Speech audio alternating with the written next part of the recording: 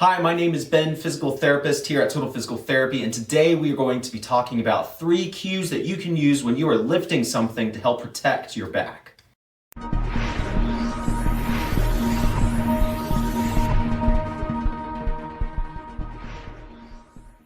A number of years ago, my dad would tell me that he would have instances of back pain. The instances of back pain would revolve around activities where he would be having to help somebody move or having to bend down and pick up things. And so I shared with him a couple of ideas to help protect his back. Fortunately for him, these tips really worked for him, and for the last few years, he has gone without instances of back pain. And to this day, he will even show up to help somebody move, and inevitably someone there might say, "Oh, my back bothering me, I probably shouldn't do this or that."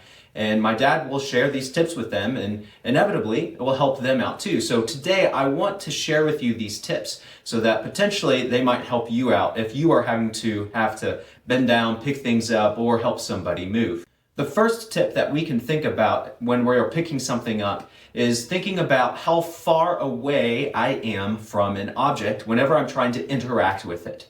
If I'm trying to pick up an object and it is far away from me, the further away that object is will increase the amount of torque demand upon my body. Inevitably, if I'm going to try to pick something up far away, the torque demand will make it a little bit harder for my back to be able to tolerate lifting up an object. And so the first cue that we want to talk about is trying to get as close as you can to the object. So that way when you go down and pick it up, it is a little bit more centralized within your base of support, and it doesn't have as much torque on your back as it would if it's further away. The second tip that I want to talk about when we're trying to bend down and pick something up is thinking about trying to keep our back straight. In a previous video, we talked about the practical power of the hip hinge.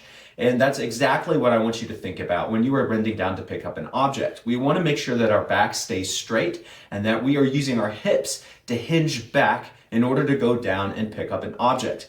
By effectively hip hinging, we are reducing the amount of forces in our back, and we are putting the load into our legs, or we are putting them into our glutes, which is the strongest muscle in our body. By effectively hip hinging, we can help protect our back.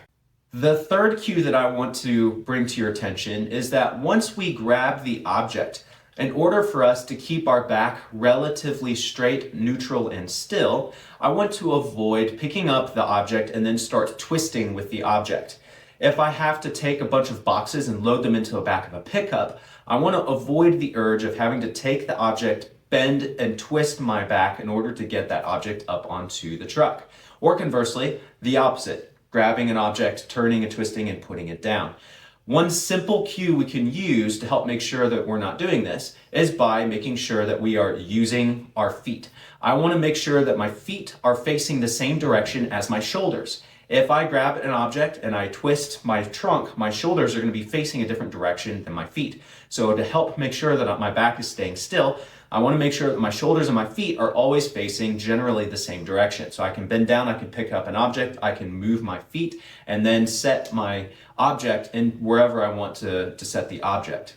I hope you find these tips beneficial, and I hope by practicing them, you will be able to effectively pick things up off the floor with less back pain. I hope you guys enjoyed the video. If you guys did, give us a thumbs up. If you guys have any comments or questions, leave those down in the comment section below.